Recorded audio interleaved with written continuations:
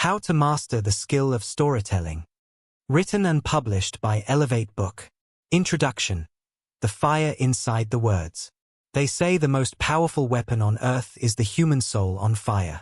But what if I told you that fire starts with a story? You've felt it before. That moment when someone's words pull you in so deep, the world around you vanishes. A stranger's voice echoes inside you like they've known your pain forever. And suddenly, you're changed.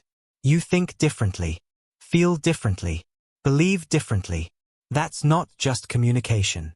That's storytelling. This book is about that kind of power.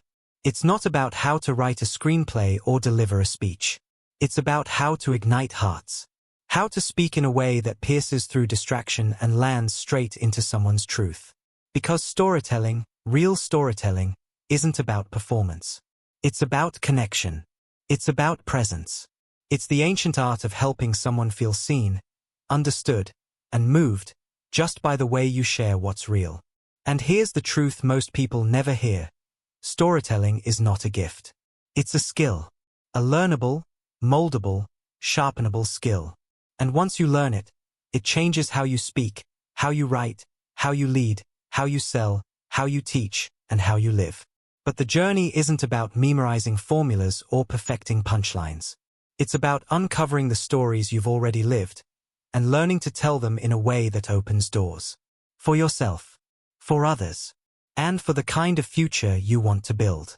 Inside this book, you'll walk alongside people who thought they had nothing worth saying, until one story changed everything. You'll experience the internal fears that silence us, and the brave moments that set us free.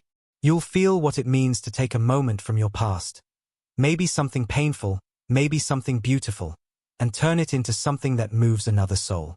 Each chapter is a journey through a different layer of storytelling mastery. We'll begin with what makes a story truly stick.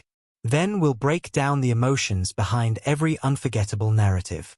You'll learn how to use silence, detail, contrast, and vulnerability to weave moments that stay with people long after the words are gone. But more than anything, you'll grow. Because storytelling isn't just about sharing who you are. It shapes who you are. It forces you to listen deeper, to reflect harder, to show up with your heart exposed and your voice steady. It teaches you empathy, confidence, purpose. By the time you reach the final page, you won't just know how to tell a story. You'll know how to be a storyteller. And once that switch flips inside you, once you feel that moment where your words truly land, you'll never go back to surface-level communication again.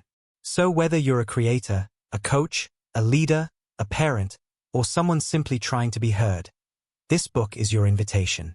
Not just to learn storytelling, but to master the kind of storytelling that changes lives, including your own. Let's begin. Chapter 1. The Lie That Silences Us All. It starts in a moment you never forget. You're standing there, maybe in a classroom, maybe at a dinner table, maybe just alone with your thoughts, and you feel it. That tightening in your chest. That cold whisper in your mind. No one wants to hear your story. That's the lie. And for most of us, it works. For years, it keeps us silent. It keeps us small. It tells us we're not interesting enough, not eloquent enough, not anything enough to take up space in someone else's attention. But storytelling begins the moment you choose to stop believing that lie. She was 34, working the night shift in a hospital no one wanted to visit. Her name was Evelyn. Single mom. Coffee always cold. Shoes always tired. She'd told herself for years that her job was to survive, not to be heard. But on a rainy night in February, something changed. A young patient, barely 21, was wheeled in after a suicide attempt. No one could reach him. He just stared at the ceiling, refusing to speak. After hours passed, Evelyn sat beside him. Not as a nurse, just as a human being. And she told him a story. She told him about the first time she ever thought about giving up. About the night she drove to the edge of a bridge and cried in the dark, wondering if anyone would even notice if she disappeared. She didn't share it like a performance. There were no grand metaphors, no fancy turns of phrase. Just truth. Just pain. And when she finished, the boy didn't speak. He just reached out and took her hand. That's storytelling. It's not in the grammar. It's in the grip. So many people believe storytelling is about being a good talker. But the truth is, it's about being willing to talk. Willing to be seen. Willing to bring the most vulnerable part of yourself into the open, and let someone else sit with it. The lie we've been fed, over and over, is that stories only matter if they're big, dramatic, or full of glory. That you have to win awards or survive something headline-worthy for your story to count. But storytelling is not about scale. It's about relatability. The most powerful stories are the ones that make us whisper, "I thought I was the only one." The story of your first heartbreak. The time you failed in front of everyone. The conversation you never got to finish. The moment you realized you were stronger than you thought. These aren't just memories. They're blueprints for connection. And when told with heart, they can change someone else's entire life. I once met a man who didn't speak for 15 years. Not out of trauma. Not out of disability. Out of belief. He believed his voice didn't matter. It wasn't until his daughter asked him to tell her a bedtime story that he broke the silence. She wanted to know about his childhood. He hesitated. But then he started talking about the treehouse he and his brother built out of stolen fence panels and wild nails. He laughed. He cried. And afterward, she said something he never forgot. "I didn't know you were interesting." That sentence cracked him open. Because the truth was, he didn't know he was interesting either. Here's the first secret of storytelling mastery. Your story is more powerful than you think. You don't need to be a poet. You don't need a spotlight. You just need the courage to believe that your story matters. Because when you share it, raw and real, people don't see your flaws. They see themselves. And that's what makes them listen. The greatest obstacle isn't the story itself. It's the shame around it. Shame tells us to edit the truth, to hide the messy parts, to pretend we were never scared or stupid or small. But people don't fall in love with perfection. They fall in love with honesty. Honesty is magnetic. It draws people in. It makes them feel safe. It reminds them they're not alone. So, let's begin right here, with the story you've been too afraid to tell. Not the polished version. Not the one you rehearse in your head when you're trying to impress someone. I mean the real one. The one with the awkward pauses. The one with the tears. The one with the unfiltered truth. Think about it. What's the one story you never thought you'd share? But maybe, just maybe, someone out there needs to hear. That's the beginning of your voice. That's where storytelling is born. Because once you tell that first story, no matter how small, something changes in you. You realize you didn't break. You didn't fall apart. You didn't get rejected. You got heard. And when that happens, the lie begins to fade. You don't need to be loud to be powerful. You just need to be true. So here's your first takeaway. You are not boring. You are not unworthy. And your story deserves a voice. In fact, someone's healing may be waiting for your courage. All you have to do is begin. Chapter 2. The moment that changed everything. It's strange how everything can change in just one moment. One look. One sentence. One breath. And suddenly, the world you thought you knew isn't the same anymore. For every great storyteller, there's always a moment like that. A turning point. A before and after. And it never comes when you expect it. He was standing backstage, heart pounding so hard it felt like a warning. Daniel wasn't a performer. He was a teacher, quiet, thoughtful, a man of facts and whiteboard markers. But tonight was different. Tonight, he was about to speak at a community fundraiser. Something he agreed to only because no one else volunteered. He had prepared a few polite words about the importance of education. Bullet points. A few stats. Nothing personal. And then, as he waited to be called up, someone tapped his shoulder. "Tell them about your mom," a friend whispered. Daniel froze. Tell them about your mom? That story wasn't polished. It wasn't safe. It was full of holes and heartache and moments he never fully processed. But something inside him knew. It was time. When he stepped onto the stage, the lights felt like interrogation. He squinted at the crowd, swallowed hard, and set his notes aside. "My name is Daniel," he began, voice shaking, "and I want to tell you about a woman who couldn't read until she was 40. He told the story of how his mother used to fake reading bedtime stories, memorizing them by listening to others read aloud. How she'd follow him to school just to watch the words on the blackboard. How she finally enrolled in an adult literacy class and cried the first time she read a sentence out loud to him. He didn't embellish. He didn't perform. He relived it. And when he finished, there wasn't a dry eye in the room. That moment changed everything for Daniel. Not because the crowd clapped. Not because people hugged him afterward. But because for the first time in his life, he realized what storytelling could do. It could take someone else's pain and make it matter to others. It could turn a moment he once buried into a bridge. This chapter is about that kind of moment. The moment you realize your story is not just yours anymore. It belongs to the people it touches. It belongs to the hearts it opens. It belongs to the quiet corners of someone else's life, where they thought no one could possibly understand. And when you share something true, not perfect, not rehearsed, just true, you give someone permission to do the same. Here's what most people get wrong. They think storytelling starts when you speak. But it doesn't. It starts the moment you feel something deeply enough to remember it forever. That memory, the one that still catches your breath when it surfaces, is the gold. That's the raw material of story. Not because it's polished, but because it's real. Your job as a storyteller is to take that moment and hold it up to the light. Let people see the cracks. Let them see the fear. Let them see the breakthrough. Remember Sarah? She never believed she had anything worth sharing. A stay-at-home mom. 3 kids. Her days were laundry, tantrums, and reheated coffee. But one day, she wrote a blog post. Just one. It was about how she locked herself in the bathroom and cried on the floor, overwhelmed, ashamed, and completely exhausted. She almost didn't post it. But she did. And within days, it went viral. Not because it was poetic. Because it was honest.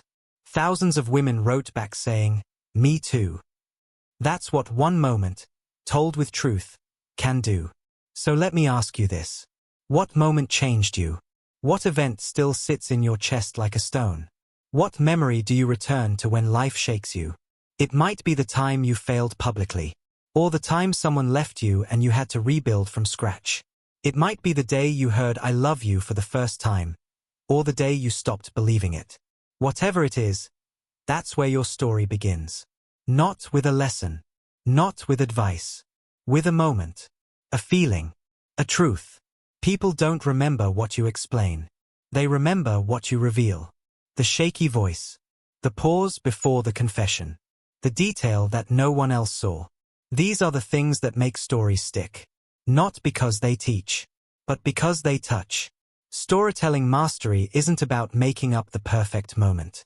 It's about finding the real one. The one that changed everything. The one that made you different. And when you speak from there, people listen differently. Because they feel you. Not just your words, but your heart. So here's your takeaway for this chapter. The story that will change someone's life is the one that already changed yours. You just haven't told it yet. But you will. Because now, you know where to look. And once you find it, you'll never see storytelling the same way again. Chapter 3. When Words Become Windows. It wasn't what he said that made her cry. It was the way he said it. Simple words. Unpolished. But somehow, they opened something in her. Something that had been shut tight for years. That's the strange magic of a great story. When someone else's words don't just inform you, they unlock you. Her name was Lena. 39. Divorced. She sat in the back row of a writing workshop, arms folded across her chest like armor. She didn't come to write. She came to prove she couldn't. "I'm not a storyteller," she said on the first day. "I just came to listen." But on the third day, the instructor asked everyone to tell a story from childhood. Lena stayed quiet. The room went around. Laughter, tears, vulnerability, and then, silence. All eyes turned to her. She froze. Then, almost without realizing it, she spoke. She talked about a hot summer day when her father left and never came back. How she waited on the porch for hours, thinking maybe he forgot something. How the sun went down, but she never did. No embellishment. Just memory. And when she looked up, the whole room had changed. People didn't just hear her story. They entered it. That's what powerful storytelling does. It doesn't just describe a moment. It invites you in. It turns words into windows. Clear, fragile frames that let someone else see through your eyes. Feel through your skin. Hurt with your heart. And that's when connection happens. When someone stops being a listener and becomes a witness. So how do you do that? How do you turn a story into an experience? It starts with the little things. The specifics. Not "I was sad." But, "I stared at the untouched coffee, hands trembling, listening to the silence that used to hold his laugh." Not "It was a hard year." But, "I kept a smile on my face at work, but cried in the grocery store aisle when I saw his favorite cereal." The more specific you are, the more universal it becomes. Because it's not the event people connect to. It's the emotion underneath it. A boy once shared a story about failing a math test. Nothing earth-shattering, right? But then he said this. "I looked at the red F, and it felt like a full report card on my worth. Like the paper wasn't just wrong, it was proof that I was." That line didn't need editing. It needed listening. Because we've all had our version of that F. That moment when something outside of us felt like it confirmed every fear inside us. That's the power of detail. It doesn't just paint the scene, it pulls us into it. But detail alone isn't enough. You also need emotion. And here's the secret. Not just the emotion you felt, but the emotion you tried to hide. That's where the real story lives. The part you didn't want anyone to know. The part you tried to cover up with sarcasm, or silence, or busyness. That's the gold. Because that's what makes a story brave. I once heard a woman tell a story about her wedding. She smiled as she talked about the flowers, the dress, the vows. But then she paused. And whispered, "I remember thinking, this doesn't feel right." The air changed. She kept going. Told us how she smiled through photos, nodded through toasts, laughed at jokes, while her stomach twisted the whole time. And the moment she said, "I was in love with the idea of being loved," you could feel the entire room exhale. Because we've all worn a mask at least once. We've all nodded through the wrong thing, just to avoid being alone. And that truth, that one fragile truth, made her story unforgettable. So here's what this chapter is really about. When you tell the truth behind your story, your words become windows. People don't just hear you. They see themselves in you. And that's the most generous thing you can offer. Not wisdom. Not advice, but recognition. The kind that makes someone whisper, "I thought I was the only one." This is what makes a storyteller unforgettable. Not fancy language. Not perfect grammar. But raw clarity. A willingness to strip away the surface and let others peek through the cracks.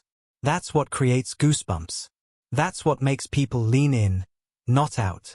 So next time you tell a story, don't focus on sounding smart. Focus on sounding real. Don't try to impress. Try to express. Let people in. Let them feel it. Let them see it. Because once they do, they'll never forget it. Here's your takeaway. Every story has a window. Your job is to clean the glass. Don't cover it with too many words.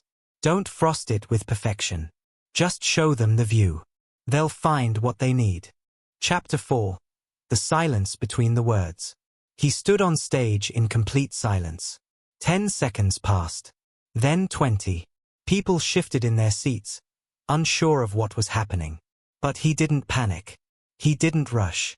He waited, eyes steady, heart open, until the stillness became a presence of its own. Then, finally, he spoke. "My father never told me he loved me. Not once." And suddenly, you could hear a pin drop. Sometimes, the most powerful part of a story is the space between the words. The pause before the truth. The breath before the breakdown. The silence that hurts more than sound. Great storytelling isn't just about what you say. It's about what you let the listener feel. And sometimes, that means stepping out of the way and letting the silence speak. We live in a world that fills every inch with noise. Music, alerts, ads, opinions. We are addicted to sound. Conditioned to talk quickly, respond faster, never pause. But storytelling? Real, honest, human storytelling? It needs room. Room for emotion. Room for breath. Room for the listener to catch up to what their heart just heard. There's a reason we hold our breath in powerful moments. Because silence makes things real. I remember sitting with my grandfather in his final days. He was a man of few words, stoic, unreadable, carved from another era. I always wanted one of those movie-scene goodbyes, where the old man drops some life-changing wisdom before the curtain closes. But we didn't get that. We sat in silence. I held his hand, and he just nodded, his thumb tracing a slow, invisible circle on the back of mine. That was it. That was everything. And to this day, it's one of the most vivid stories I carry. Not because of what was said, but because of what was felt. When you master silence, you master tension. When you pause before a moment of truth, it lands harder. When you let a line breathe, it echoes deeper. Think of the greatest speakers, storytellers, and performers. They all know the value of the pause. The rhythm, the restraint. Not to manipulate emotion, but to respect it. To honor the gravity of what's being shared. Here's what most people miss. Silence isn't the absence of story. It's the container for it. It's the hallway between scenes. The inhale before the confession. The moment someone leans in, not because you're speaking, but because you stopped. Because they need to know what comes next. I once coached a woman named Elise. She was preparing to tell the story of losing her daughter. Every draft was full of detail, emotion, description. But something didn't feel right. It wasn't until I told her to pause, right after she described the final moment, that everything changed. She spoke the line, and then the monitor flatlined. And then, silence. 10 seconds. No filler. Just truth. And when she finally said, "I never got to say goodbye," there wasn't a dry eye in the room. Not because she added anything, but because she didn't. She let the silence carry the weight. The best stories aren't loud. They're honest. And honesty has a quiet power. You don't need to shout for someone to feel you. You don't need to rush for someone to care. You need to be present. And trust that what's being said is enough. In music, they say the space between the notes is what gives the song its soul. The same is true with stories. A pause can break a heart. A breath can build suspense. A moment of stillness can say what no sentence ever could. So next time you tell a story, remember this. Don't fill every second. Don't cover every silence. Let the space breathe. Let the listener lean in. Let the truth land. Because sometimes, the most powerful story is the one that dares to pause. Here's your takeaway. Silence isn't empty. It's full of meaning. Use it. Trust it. Let it become part of your rhythm. Because when used with care, silence becomes a language of its own. Chapter 3. When words become windows. It wasn't what he said that made her cry. It was the way he said it. Simple words. Unpolished. But somehow, they opened something in her. Something that had been shut tight for years. That's the strange magic of a great story. When someone else's words don't just inform you, they unlock you. Her name was Lena. 39. Divorced. She sat in the back row of a writing workshop, arms folded across her chest like armor. She didn't come to write. She came to prove she couldn't. "I'm not a storyteller," she said on the first day. "I just came to listen." But on the third day, the instructor asked everyone to tell a story from childhood. Lena stayed quiet. The room went around. Laughter, tears, vulnerability, and then, silence. All eyes turned to her. She froze. Then, almost without realizing it, she spoke. She talked about a hot summer day when her father left and never came back. How she waited on the porch for hours, thinking maybe he forgot something. How the sun went down, but she never did. No embellishment. Just memory. And when she looked up, the whole room had changed. People didn't just hear her story. They entered it. That's what powerful storytelling does. It doesn't just describe a moment. It invites you in. It turns words into windows. Clear, fragile frames that let someone else see through your eyes. Feel through your skin. Hurt with your heart. And that's when connection happens. When someone stops being a listener and becomes a witness. So how do you do that? How do you turn a story into an experience? It starts with the little things. The specifics. Not "I was sad." But, "I stared at the untouched coffee, hands trembling, listening to the silence that used to hold his laugh." Not "It was a hard year." But, "I kept a smile on my face at work, but cried in the grocery store aisle when I saw his favorite cereal." The more specific you are, the more universal it becomes. Because it's not the event people connect to. It's the emotion underneath it. A boy once shared a story about failing a math test. Nothing earth-shattering, right? But then he said this. "I looked at the red F, and it felt like a full report card on my worth. Like the paper wasn't just wrong, it was proof that I was." That line didn't need editing. It needed listening. Because we've all had our version of that F. That moment when something outside of us felt like it confirmed every fear inside us. That's the power of detail. It doesn't just paint the scene, it pulls us into it. But detail alone isn't enough. You also need emotion. And here's the secret. Not just the emotion you felt, but the emotion you tried to hide. That's where the real story lives. The part you didn't want anyone to know. The part you tried to cover up with sarcasm, or silence, or busyness. That's the gold. Because that's what makes a story brave. I once heard a woman tell a story about her wedding. She smiled as she talked about the flowers, the dress, the vows. But then she paused. And whispered, "I remember thinking, this doesn't feel right." The air changed. She kept going. Told us how she smiled through photos, nodded through toasts, laughed at jokes, while her stomach twisted the whole time. And the moment she said, "I was in love with the idea of being loved," you could feel the entire room exhale. Because we've all worn a mask at least once. We've all nodded through the wrong thing, just to avoid being alone. And that truth, that one fragile truth, made her story unforgettable. So here's what this chapter is really about. When you tell the truth behind your story, your words become windows. People don't just hear you. They see themselves in you. And that's the most generous thing you can offer.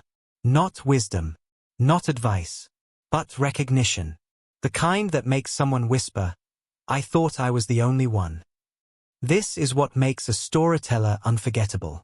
Not fancy language, not perfect grammar, but raw clarity. A willingness to strip away the surface and let others peek through the cracks. That's what creates goosebumps. That's what makes people lean in, not out.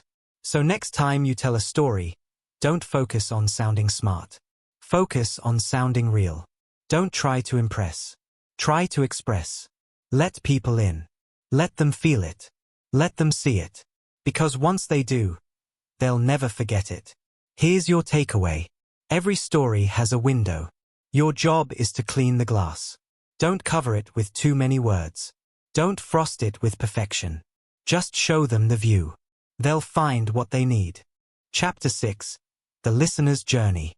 Every story we tell travels through two journeys. The one we speak, and the one they hear. Because no matter how carefully you craft your words, your story doesn't live in what you say. It lives in what the listener feels. And that's the part most storytellers forget. They get so focused on the story in their head, they forget about the one unfolding in someone else's heart. There was a young woman named Kayla who wanted to give a speech at her father's funeral. She stayed up all night writing every detail. His accomplishments, his discipline, how proud he always made her feel. But when she stood at the pulpit and looked at her mother's face, grief-stricken, eyes empty, something shifted. She folded her paper. And she told a different story.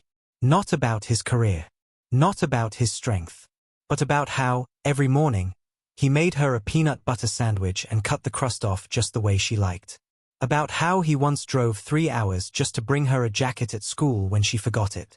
About the time he held her while she sobbed over a boy who didn't love her back, whispering, "Any man who breaks your heart isn't worth it." That was the story people needed to hear. Not because it was impressive. Because it was real. And that's what the listener needed in that moment. You can write the most beautiful story in the world. But if it doesn't meet your listener where they are, it will never land. Storytelling isn't a performance. It's a relationship. It's a living, breathing connection between your truth and their emotion. And to build that connection, you have to listen while you speak. You have to feel the room. Watch their faces. Notice when they lean in and when they pull away. Feel their silence. Honor their tears. Read the energy that lives in the space between your sentences. Because great storytelling doesn't just express emotion. It responds to it. A man once told me he wanted to give a TED talk about resilience. He had a script full of research and quotes. It was smart, polished, tight. But it wasn't him. So I asked, "What made you want to talk about resilience?" And his eyes changed. "My son," he said. "He was diagnosed with cancer at 4. We lost him at 6. He looked away, voice trembling. I wanted to quit everything after that. Life, work, love. But then I found his old drawings. Hundreds of them. Dragons, warriors, superheroes. Every one of them smiling." He paused. And I thought, maybe that's what resilience is. Smiling, even when you know the ending. That became his talk. No quotes. No studies. Just truth, wrapped in a moment. And when he told it on stage, there wasn't a person in the audience who didn't feel it in their bones. Because he told the story they needed, not the one he rehearsed. So how do you do that? How do you tune into the listener's journey while still honoring your own? It starts with this question. What do they need from me right now? Do they need comfort? Laughter? Clarity? Hope? Permission to cry? A reason to believe again? Then, once you feel the answer, shape your story around that. Not to manipulate. Not to control. But to serve. Because the most powerful stories aren't told at people. They are told with them. A great storyteller doesn't just speak. They feel. They see the trembling lip in the second row. They hear the long silence after a sentence. They notice when someone wipes a tear, or shifts in their seat, or closes their eyes like the memory was theirs. And they adjust. They slow down. They go deeper. They meet the listener where they are, not where the script was headed. Storytelling is emotional navigation. And to master it, you have to care more about connection than content. You have to trade control for presence. Let the moment breathe. Let it lead you. Because when you follow the listener's energy, you create something unforgettable. Not just a story, but a shared experience. Here's your takeaway. Every time you tell a story, you're holding someone's heart in your hands. Treat it with care. Speak with intention. Feel with them. And when you do, you'll stop being just a storyteller. You'll become a guide. Chapter 7. The Rhythm of a Story. Every great story dances. Not literally, but emotionally. It rises. It falls. It pauses. It builds. And just when you think you know where it's going, it turns. It's not just what's being said. It's how it feels as it's unfolding. Because storytelling, at its core, is not about structure. It's about rhythm. Think about the stories that stayed with you. They didn't race. They didn't drag.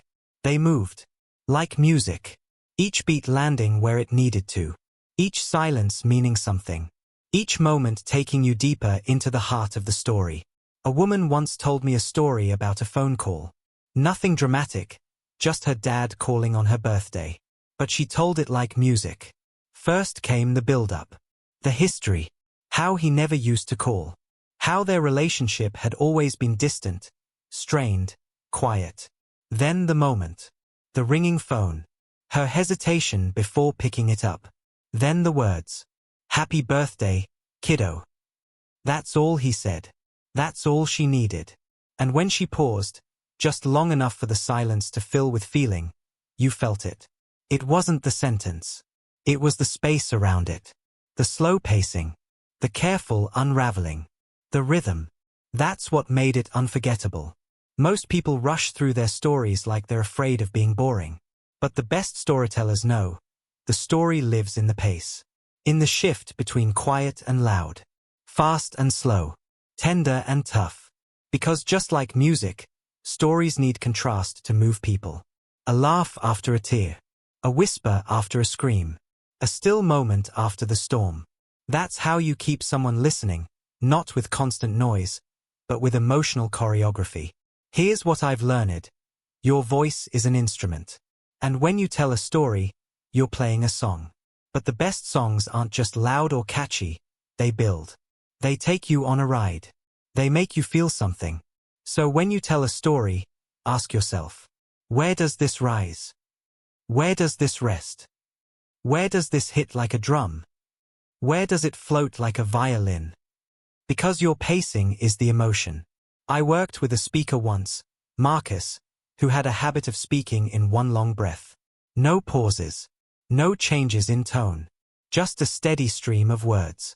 He told great stories, but no one remembered them. Not because they weren't powerful, but because they all sounded the same. So I asked him to read his story like it was a lullaby. Then again like it was a thunderstorm. Then again like it was a prayer. Each time, he discovered something new. By the end, he didn't change the words. He changed the rhythm. And suddenly, people leaned in. Because now they could feel it. This chapter isn't about rules. It's about flow. Because flow is how the heart recognizes that something real is happening. And when a story flows well, it becomes a current. It carries the listener. They don't fight to stay with you.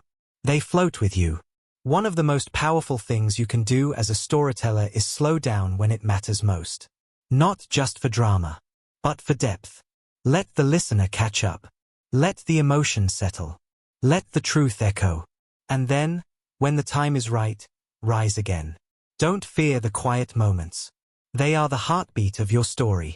Don't rush to the ending. It's not about the destination. It's about how it feels to get there. The detours. The dips. The emotional exhale. A story is a song with no instruments. Your pauses are the percussion. Your tone is the melody. Your truth is the lyrics. And your vulnerability is what makes people sing along. Here's your takeaway. If you want your story to be remembered, make it move. Not just the plot. The feeling. The rhythm. The flow. Because storytelling isn't just about the words you choose.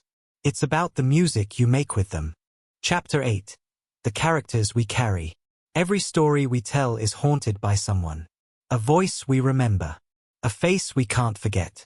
A presence that shaped us. Whether by love, pain, silence, or something we still don't have words for. We don't just tell stories about what happened. We tell stories about who happened to us. And the more vividly we bring those people to life, the more human, powerful, and unforgettable our stories become. She was 6 years old the first time she heard her grandmother's voice crack. Until then, Nana June was the strongest woman she knew, always ironing, always singing old hymns while folding laundry, always one step ahead of everyone else's needs. But one night, the girl found her sitting on the porch with her face buried in her hands. No song, no smile, just soft, broken sobs. She didn't ask what happened. She just crawled onto her lap and held her. Years later, when that little girl became a woman, her own life falling apart, she remembered that night. And she told the story. Not because it was dramatic, but because it was real. And in that moment, her grandmother wasn't just a character. She was a mirror. A reminder that strength isn't the absence of breaking. It's the grace to keep going after you do. Characters are the soul of your story. Not because they're perfect, but because they're personal. We remember stories not just because of what they say, but because of who they carry. The mentor. The villain. The friend who disappeared. The stranger who showed unexpected kindness. The parent who tried their best with too little. The sibling who didn't say goodbye. These aren't just people. They're emotional anchors. They hold the weight of the story's truth. And when you bring them to life, the story breathes. But here's the key. Don't describe them like a resume. Don't list facts. Reveal who they are through moments. A glance. A habit. A repeated phrase. A smell you'll never forget. The way they held the steering wheel with just 2 fingers. The way they always tapped twice before leaving a room. The way their voice dropped an octave when they were hiding something. Tiny details. But together, they become a person. And suddenly, your listener doesn't just hear the story. They feel like they know them. I remember a man named Raphael telling a story about his father.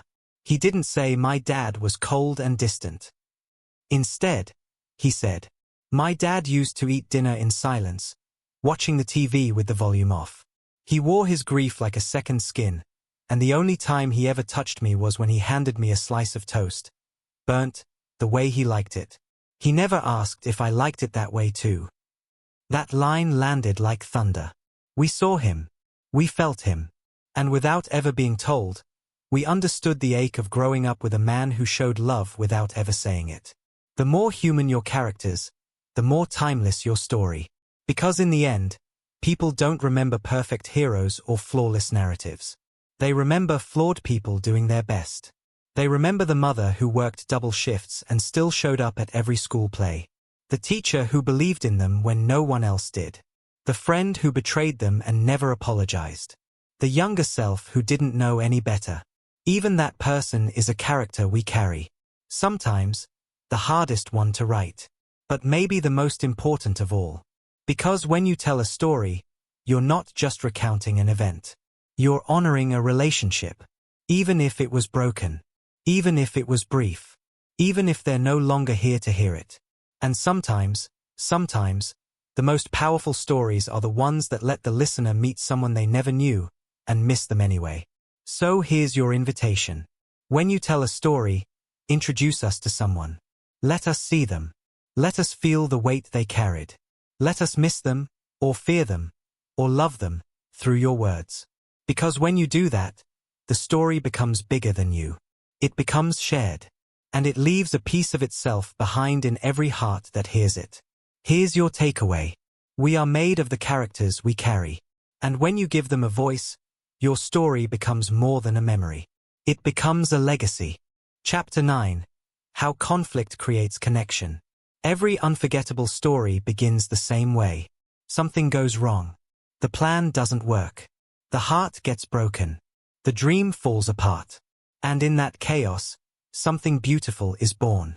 Because without conflict, there is no transformation.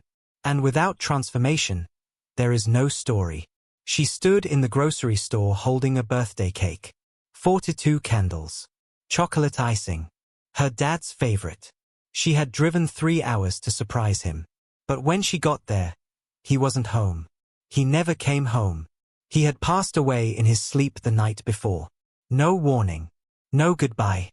She told that story years later, not to gain sympathy, but to explain why she started baking birthday cakes for homeless shelters every year on that day. Not because it was tradition, but because she needed the grief to mean something. That's what conflict does. It cracks you open and invites someone else to step inside. We spend so much of our lives avoiding pain, avoiding struggle, avoiding the messy middle. But in storytelling, that's where the soul lives. The part of the story where things fall apart. That's the part where the listener leans in. Because we've all been there. We've all broken. We've all failed. We've all sat in the middle of something we couldn't fix, asking ourselves, what now? Conflict isn't just drama. It's humanity. It's what reminds us we're not alone. It's what makes someone say, I've felt that too. And when that happens, your story becomes more than a narrative. It becomes a lifeline. A man once stood in front of a crowd and told the story of how he lost everything. His marriage, his business, his health, all in the same year. I spent 6 months waking up in a stranger's guest room, pretending I still had a home, he said. You could hear the shame in his voice, the regret, but also the resilience.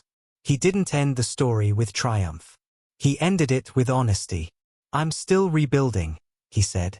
But now, when someone tells me their life is falling apart, I don't try to fix it. I just sit with them in the dark. Because I know how lonely that place can be. That's the kind of story that changes people. Not because it's neat, but because it's true. Too often, we want our stories to inspire. But we forget, what truly inspires people isn't your victory. It's your vulnerability. The part where you didn't know what to do next. The part where you got it wrong. The part where you almost gave up. Because that's where connection lives. Not in the happy ending. In the messy middle. In the tension. In the breakdown. In the climb. Conflict is the heartbeat of your story. It's what makes the listener care. No one cares about a perfect life. It's untouchable. Unreal. But tell them about the day you broke down in the parking lot. Or the letter you never sent. Or the door that never opened. And suddenly, they see themselves in you. And when people see themselves in your story, they don't forget it. I once heard a woman say, "The more conflict I avoided in my stories, the less people cared." Because a story without conflict is a song without melody. It might have words, but it doesn't move anyone. So don't rush to the resolution. Don't sanitize the struggle. Sit in it. Let the discomfort breathe. Let it matter. Because that's the part where transformation begins. And that's the story people remember. Not because you were the hero, but because you were human. And you showed them they could be human too. Here's your takeaway. Conflict isn't the obstacle to your story. It is the story. Lean into it. Honor it. And when you do, your story will stop being just words. It will become a mirror. And someone, somewhere, will see their own struggle reflected back, with just a little more light. Chapter 10. The stories we tell ourselves. Before we ever tell a story to the world, we tell one to ourselves. Sometimes it's quiet. Sometimes it's loud. But it's always there. A voice in our head, weaving meaning into what's happened. Explaining who we are. What we deserve. What we're capable of. These inner stories shape our outer lives. And for many of us, those stories are broken. He was a brilliant writer. He'd penned short stories, poetry, even full-length novels that sat unread in folders buried deep on his hard drive. When I asked him why he never shared them, he laughed nervously and said, "Who would care what I have to say? I'm not special. I'm not one of those people." That was the story he had told himself for years. And like most inner stories, it sounded harmless. But it was a cage. Every time he wanted to step forward, that old line would whisper, "Not you." And so he stayed hidden. His talent stayed quiet. And the world missed out. We all do this. We carry stories that were never meant to stay forever. But we let them build houses in our minds. I always screw things up. People like me don't get second chances. If I'm not perfect, they'll leave. It's too late for me. These aren't facts. They're scripts. Invisible, deeply rooted scripts we read from every time we try to speak, share, lead, or connect. And until we learn to rewrite them, we stay small in our own stories. Here's the truth. You are already a storyteller. Every time you explain a decision, every time you replay a memory, every time you tell yourself why something didn't work out, you're crafting a narrative. The question is that story helping you grow? Or is it keeping you stuck? A woman named Tessa once told me she couldn't speak on stage. She'd tried once. Her voice cracked. Her mind went blank. It haunted her for years. She told herself, "I'm just not a speaker." But when I asked what her story was about, she shared one of the most powerful, raw, soul-shaking experiences I'd ever heard. And I asked, "Do you think someone else in the audience has lived that too?" She paused. Her eyes softened. She whispered, "Maybe." That was the crack. The beginning of a new story. Sometimes, we're not afraid of telling a story. We're afraid of becoming the person who can tell it. A person who's seen, heard, exposed, respected. That kind of visibility is terrifying, especially if your inner story says you're not worth listening to. But here's the truth. You don't have to become worthy of telling your story. You already are. Even with the fear. Even with the doubt. even with the history that still stings when you speak it. One of the bravest things a storyteller can do is rewrite the story they've been telling themselves. Not with lies, but with truth, with perspective, with forgiveness, with choice. Because your story doesn't have to end the way it began. You are not bound to the first draft. The stories we tell ourselves become the limits of our world. But they can also become the doorways. The moment you stop saying, "I'm not ready," and start saying, "I've survived enough to speak." The moment you stop saying, "I'm not qualified," and start saying, "This happened to me for a reason, and that reason might be to help someone else." The moment you stop saying, "This is just who I am," and start saying, "This is who I'm becoming." That's the moment you reclaim your voice. And that's the beginning of your most important story. So before you tell your story to the world, listen closely to the one you're telling yourself. And if it doesn't serve your growth, your truth, your power, change it. You are the author. You always have been. Here's your takeaway. Every storyteller must first become their own editor. Revisit the script in your mind. Cross out the lies. Underline the truth. And tell yourself the kind of story you'd want someone else to live by. Because once your inner voice shifts, your outer voice becomes unstoppable. Chapter 11. Finding your story in everyday moments. We think the best stories come from big events. Life or death moments. Epic wins. Deep losses. Shocking twists. But the truth is, some of the most powerful stories are the quiet ones. The ones hidden inside everyday moments. Moments that pass so quickly, we barely notice them, until something inside us whispers, "This meant something." She was standing at the kitchen sink, washing dishes. Her 5-year-old son sat behind her, humming to himself while coloring a cardboard box. Nothing special. No music playing. Just the soft clink of plates, the hum of the faucet, the scratch of crayons on cardboard. And then he looked up and said, "Mommy, you're my favorite sound." That line lived in her heart forever. And when she told that story years later at his wedding, there wasn't a single dry eye in the room. Not because it was grand, but because it was true. Storytelling doesn't need fireworks. It needs feeling. It needs presence. It needs someone willing to look at the smallest moments and say, "There's something here. Something worth remembering." A story doesn't have to change the world. It just has to change someone. And often, it's the stories about spilled coffee, old photographs, missed phone calls, long drives, or shared silence that leave the deepest mark. Why? Because those are the stories people live every day. And when you bring meaning to the ordinary, you give people permission to see their own lives as extraordinary. I once met a teacher named Malik. He said, "I don't have any big stories." So I asked, "Tell me about your day." He shrugged. "Same as always. I showed up early. I greeted every student by name. One of them forgot his homework again and told me his alarm didn't go off. I didn't scold him, just looked him in the eyes and said, 'Tomorrow is a new chance.'"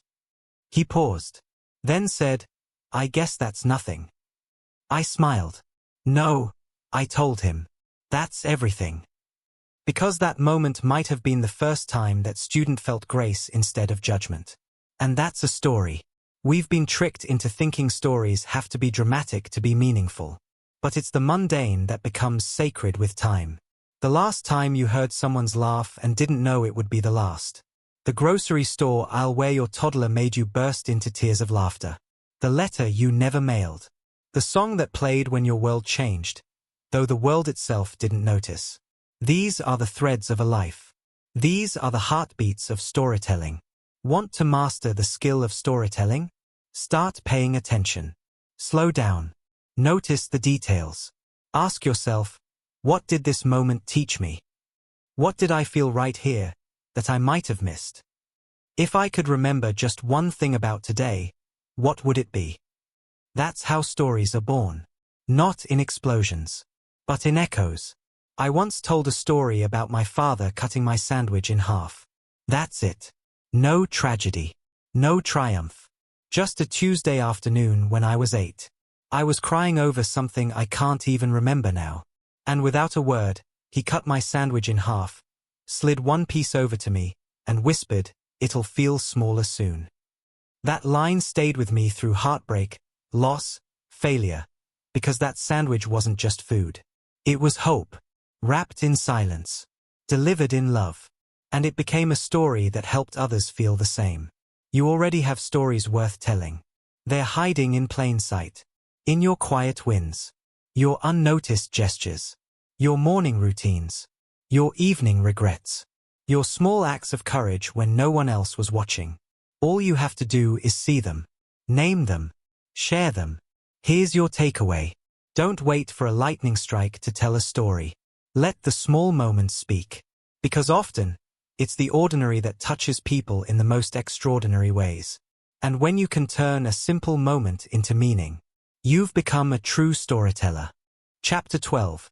When your story becomes someone else's breakthrough. You may never meet the person your story saves. You might never know their name, never hear their voice, never see the moment your words reach them. But it happens. Every day. Someone, somewhere, hears a story that shatters their silence. That lifts the weight off their chest. That whispers, "You're not the only one." And everything starts to shift. Her name was Margot. Single mother. 2 kids. Quiet. Unseen. She had a habit of folding chairs at church after service. Never asked, never thanked. One Sunday, someone stood up during announcements to share a personal testimony. She didn't recognize the man, but she remembered his story. He spoke about depression. About lying on the floor and not knowing why he couldn't get up.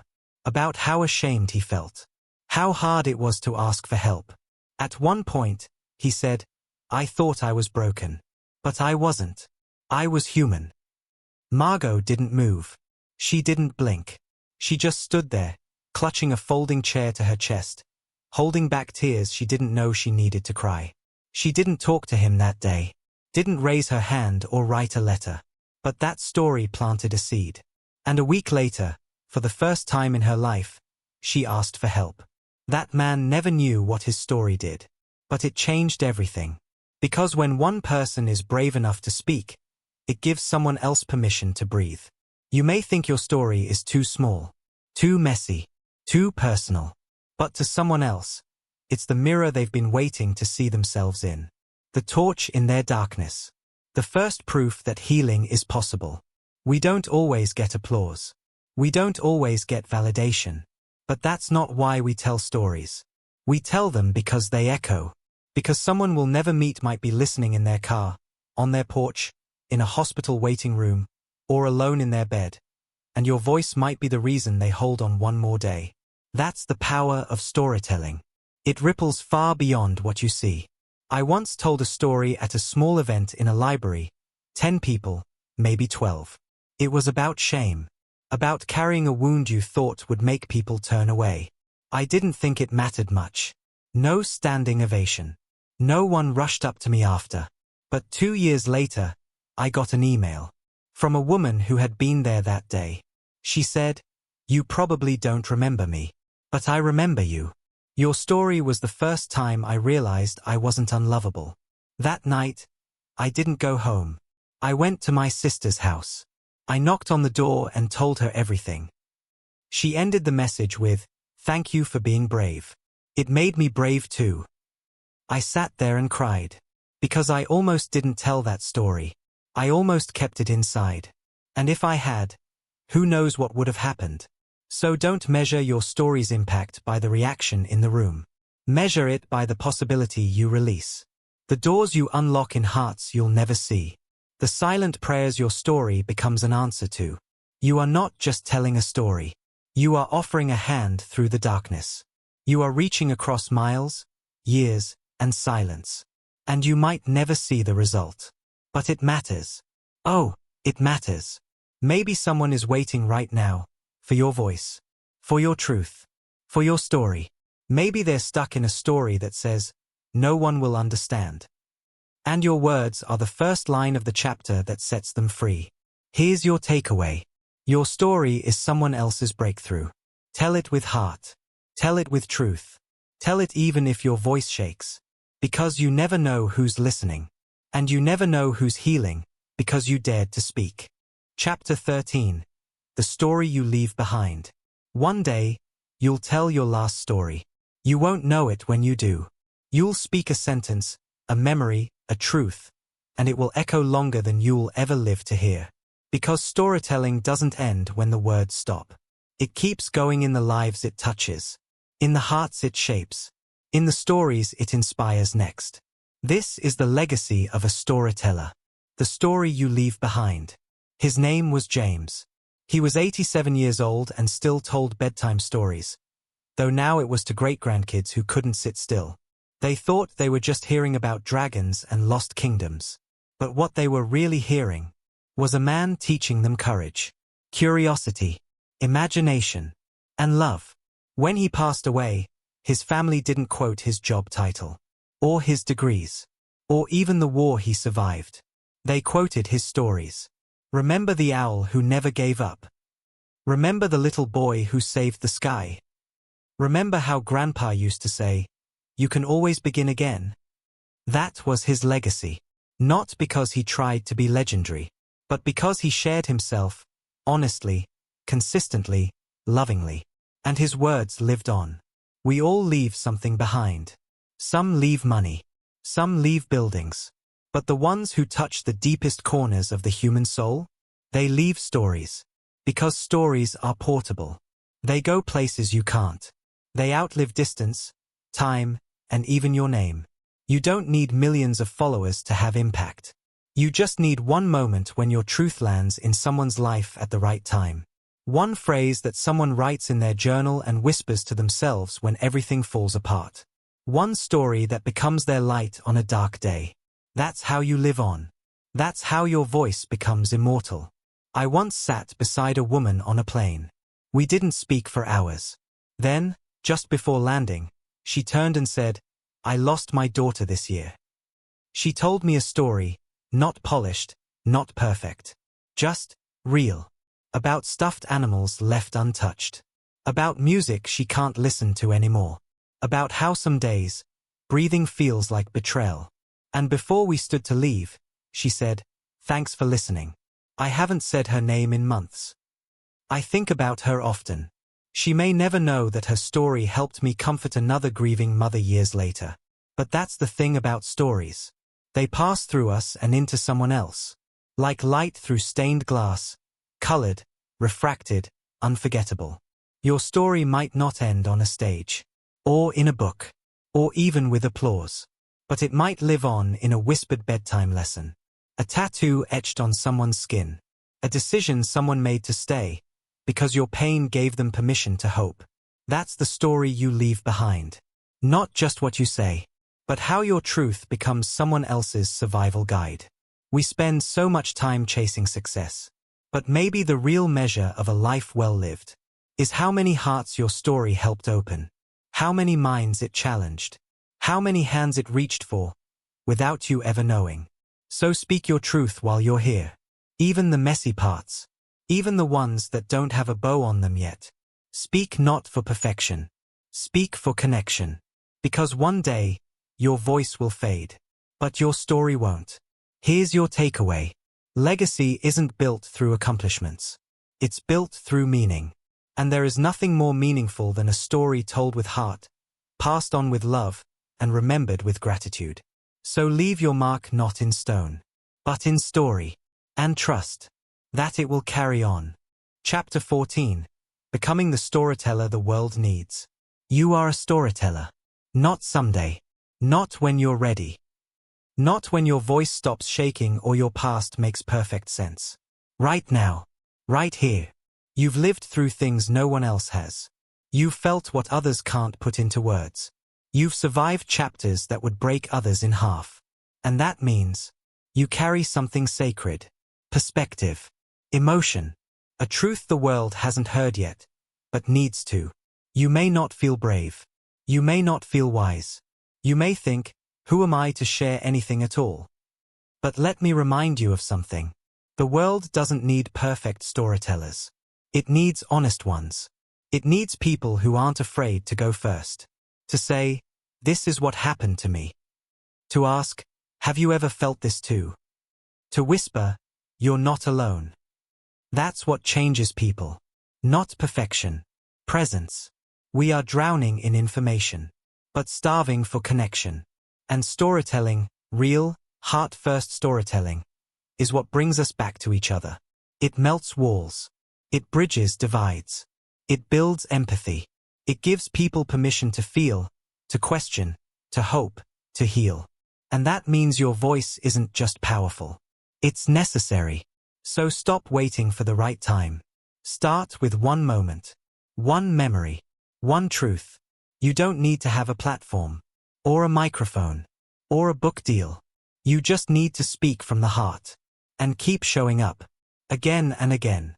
Because the more stories you tell, the more hearts you'll reach. And the more you will grow, too. You'll begin to see that every scar, every misstep, every quiet moment you thought no one saw, was shaping you into someone worth listening to. You'll learn that storytelling isn't just about what you give to others. It's what you give back to yourself. Meaning, clarity, freedom, peace. You won't just find your voice.